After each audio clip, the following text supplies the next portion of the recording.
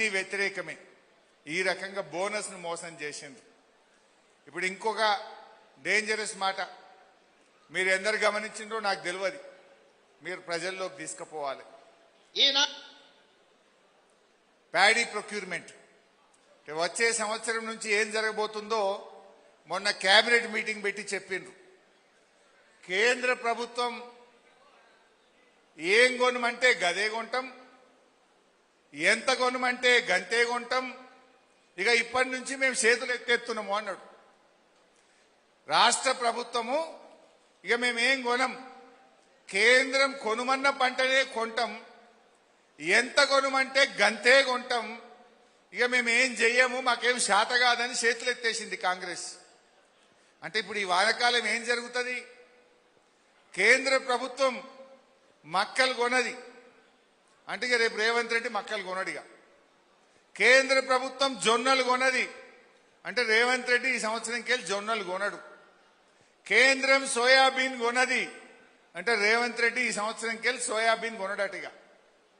అదేవిధంగా కందులు, పెసర్లు, శనగలు, పల్లి, అదేవిధంగా ఈ సన్ఫ్లవర్ కేంద్రం పండిన పంటలో చారణ మాత్రమే కొంటది. అంటే రేవంత్ రెడ్డి కూడా చారణనే కొంటాడు, ఇక బారాన చేతులు ఎత్తేస్తాడు. మరి అదే కేసీఆర్ ఉన్నప్పుడు ఎప్పుడన్నా ఇట్లా అన్నాడా? కేంద్రం కొనకపోతే కేసీఆర్ గారు ఢిల్లీకి పోయి ధర్నా చేసి కేంద్రం మెడలు వంచి వడ్లు కొనిపించిండు. కేంద్రం కొనకపోయినా మక్కలు, కందులు, శనగలు, సన్ఫ్లవరు అన్ని కూడా కేసీఆర్ గారి ప్రభుత్వం కొన్నది, రైతులకు భరోసాగా నిలబడ్డది ఆనాడు బీఆర్ఎస్ ప్రభుత్వం. కానీ రేవంత్ రెడ్డి ఏమంటుండే ఇప్పుడు, మేము కొనము అని చెప్పి నిన్ననే 3 రోజుల క్రితమే కేబినెట్ మీటింగ్ లో ఏం జరిగిందో ఉత్తమ్ కుమార్ రెడ్డి గారు బయటకు వచ్చి చెప్పిండ్రు. ఒక్కసారి అది చూడండి. మరి ఇది రైతు వ్యతిరేక ప్రభుత్వం అయితే తప్ప ఇది రైతు సంక్షేమ ప్రభుత్వం కాదు. అది కూడా విందాం. ఈనాడు ఇందిరమ్మ పాలనలో మీరు వరి పండించండి, మీరు పండించిన చివరి గింజ వరకు ఈ ప్రభుత్వం కొనుగోలు చేస్తుంది, మీకు గిట్టుబాటు ధరనే కాదు వ్యవసాయాన్ని లాభసాటిగా చేస్తామని చెప్పి ఈనాడు మన ప్రభుత్వం నిర్ణయం తీసుకున్నది. ఇకపై కేంద్రం ఏ ఏ పంట ఉత్పత్తులకు ఎంఎస్పీ నిర్ణయించి కొనుగోలు చేస్తుందో ఆ పంటలను అంతే కోటాలో రాష్ట్ర ప్రభుత్వం తరఫున కొనుగోలు చేయాలని నిర్ణయం తీసుకున్నాం. పంటల కొనుగోలు కూడా ఇందాక ఉత్తమ్ గారు చెప్పినట్లుగా కేంద్ర ప్రభుత్వం యొక్క విధి విధానాలకు అనుగుణంగానే తెలంగాణ రాష్ట్రంలో కూడా భవిష్యత్తు పంటల కొనుగోలు ఉంటాయి. ఎలక్షన్ల ముందేమో మీరు వడ్లు పండింది ఎంతన్నా కొంటా అన్నాడు. ఇప్పుడేమంటుండ్రు? కేంద్రం ఎంత కొనమంటే గంతే కొంటా. ఇప్పుడు మనకు వడ్లు ఎంత పండుతాయి? 1,40,00,000 మెట్రిక్ టన్నుల వడ్లు పండుతాయి ఒక్కో సీజన్లో. పండినప్పుడు గవర్నమెంట్ జనరల్గా ఎంత కొంటదంటే 90 లక్షల మెట్రిక్ టన్నులు, 75 లక్షలు, 90 లక్షలు కొంటుంటాం. ఇప్పుడు కేంద్రం ఎంత ఇచ్చింది? యాసంగికి మనకు 50 లక్షలే ఇచ్చింది. ఇప్పుడు వచ్చే సంవత్సరం మళ్ళా గదే 50 లక్షలు వస్తే సగం వడ్లు కొంటాడు, సగం మనం బయట అమ్ముకోవాలి. రైతులు ఆగంగారా? అంటే వడ్లు కొనవు, మక్కలు కొనవు, ఏం కందులు కొనవు అంటే నువ్వు ఎందుకు ఈ రాష్ట్ర ప్రభుత్వం ఉండేందుకు ఒక్కసారి ఆలోచించండి.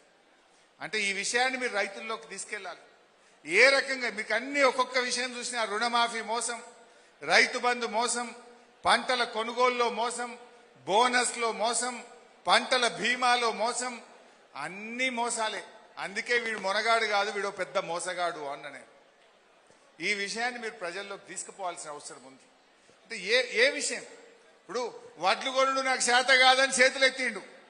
మొన్నెప్పుడో మహబూబ్ నగర్ జిల్లాకు వచ్చి మాట్లాడుతుండేనా, బీఆర్ఎస్ జెండా గద్దెలు కూలగొడతాం, బీఆర్ఎస్ పార్టీని మొలకెత్తనీయం, పాలమూరు జిల్లాలో ఒక్క సీటు గెలవనీయా, మొలకెత్తనీయా అని మాట్లాడింది రేవంత్ రెడ్డి. నీ మొఖానికి మొలకెత్తిన వడ్లు కొనే చేతగా నీ దద్దమ్మ మన బీఆర్ఎస్ పార్టీ మొలకెత్తనీయా అని మాట్లాడతాడా? నువ్వు తుడిచిపెట్టకపోతావు బిడ్డ.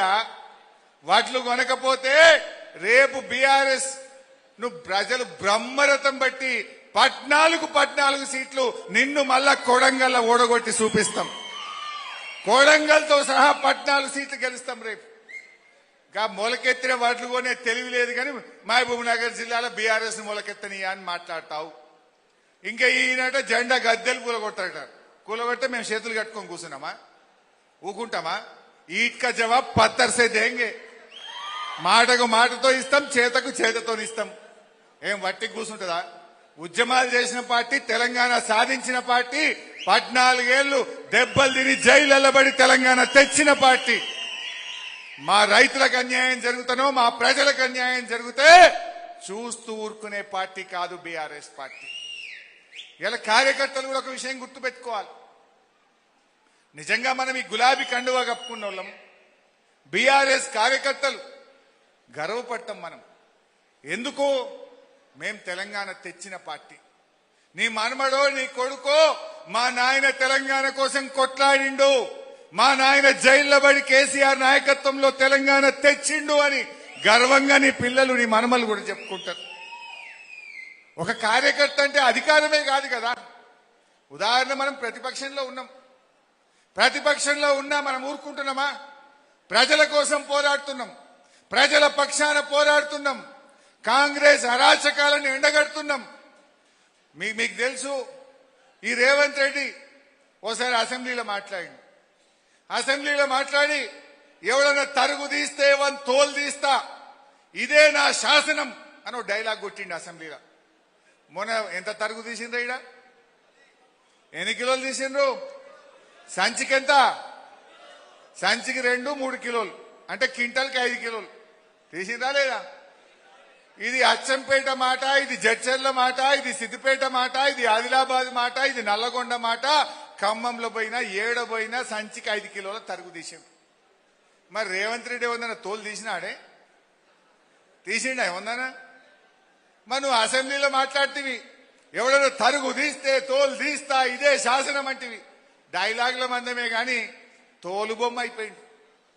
దళారుల చేతుల్లో, రైస్ మిల్లర్ల చేతుల్లో ఈ రేవంత్ రెడ్డి ఒక తోలు బొమ్మ లెక్క మారింది తప్ప ఎవరికి తోలైతే తీయలే. ఉత్తయే మాటలన్నీ. ఇలాంటి మనిషిని ఎట్లా నమ్మాలి? బాగా ఆలోచించండి. ఇలా కాంగ్రెస్ పార్టీ అయితే మనం ఒక కార్యకర్తగా ఇక్కడ అసలు నేను చెప్పాలనుకున్న పాయింట్, మనం బయలుదేరినాం ఎక్కడికక్కడ. కేటీఆర్ గారు ఒకవైపు, నిరంజన్ ఒకవైపు, మా శ్రీనివాస్ గౌడ్ అని ఒకవైపు, అందరు ఎమ్మెల్యేలు మనం తిరిగి ధర్నాలు చేస్తుంటే, గొడవ పెడితే గవర్నమెంట్ గప్పుడు దిగొచ్చింది. సంచులు లేవు కాదే, మక్కలు కొనమంటే సంచులు లేవు, రైతులనే సంచులు కొనుక్కోమన్నారు. జొన్నలు కొనమంటే రైతులనే సంచులు కొనుక్కోమన్నారు. వడ్లు కొనమంటే నెలల తరబడి, నెల 15 రోజులు, 2 నెలలు కళ్ళాల కాడనే ఉన్నారు రైతులు. ప్రతిపక్షంగా మనం ఊరుకున్నామా? గవర్నమెంట్లో లేమని ఊరుకున్నామా? బీఆర్ఎస్ పార్టీ కళ్ళాల కాడికి పోయింది. గల్లా బట్టి రేవంత్ రెడ్డి ప్రభుత్వాన్ని నిలదీసి రైతుల వడ్లు కొనేటట్టు మనం పోరాటం చేసినాం, చేయలేదా? అనేక విషయాల్లో మొన్న హ్యామ్ రోడ్లలో 22% ఎక్సెస్ టెండర్లు పోతే గట్టిగా బయట పెట్టిన స్కామ్ ను దెబ్బకు 5%కు దిగస్తే 2000 కోట్లు ఈ రాష్ట్రానికి మిగిలినాయి.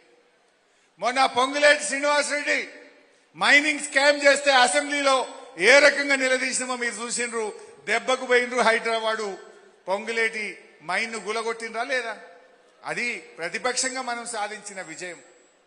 అట్లా ఎక్కడ అన్యాయం జరిగినా ప్రజల పక్షాన ఇవాళ బీఆర్ఎస్ పోరాడుతుంది. పోరాటం డెఫినెట్ గా అధికారం వస్తే వస్తుంది, ఎక్కడ పోతుంది రాకుంటే. కానీ అధికారం కంటే కూడా రాష్ట్రం సాధించిన పార్టీగా, ఈ తెలంగాణ తెచ్చిన పార్టీగా మన కళ్ళ ముందు తెలంగాణకు అన్యాయం జరిగితే మనం చూస్తూ ఊరుకోవద్దు. ఎందుకంటే మనం కదా ఈ రాష్ట్రం తెచ్చింది.